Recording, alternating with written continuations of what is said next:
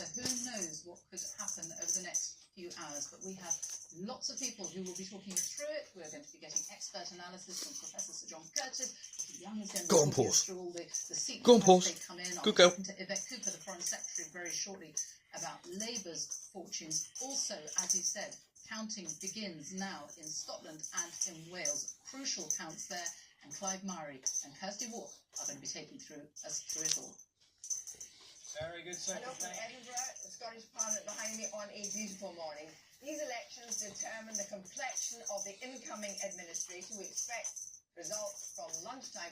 The big questions, though, will the SNP and the Greens reach that magic number of 65 seats and John Swinney renew his call for an independence referendum, IndyRef 2? And secondly, will Reform do well in Scotland and overtake Labour in the Parliament? All that and more, the Scottish Secretary of State, Douglas Alexander, he'll be coming in. There are lots of guests between now and the late hours. Yeah, hello to you. There probably isn't a human being alive who can remember a time when Labour were not the dominant force in a set of elections here.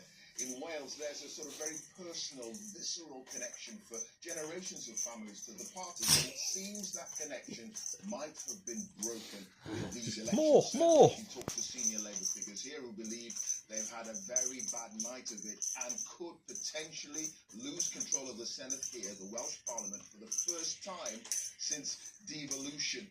Why? Potentially because they've been squeezed from the left, the progressive left, by Plaid Cymru, and squeezed from the right by Reform. Now, it is a proportional voting system that's been in play here. That does open the way for an array of other parties, but it also suggests that potentially there may not be a party getting overall control, getting the majority of seats that are needed to take full control of the Parliament. So over the next 2-3 days, weeks, who knows, maybe even longer, we may have a lot of jockeying for position and possibly coalitions and collaboration taking place.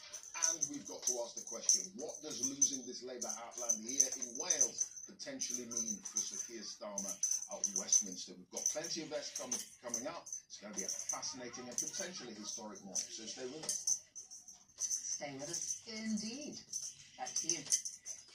Sophie, thanks very much.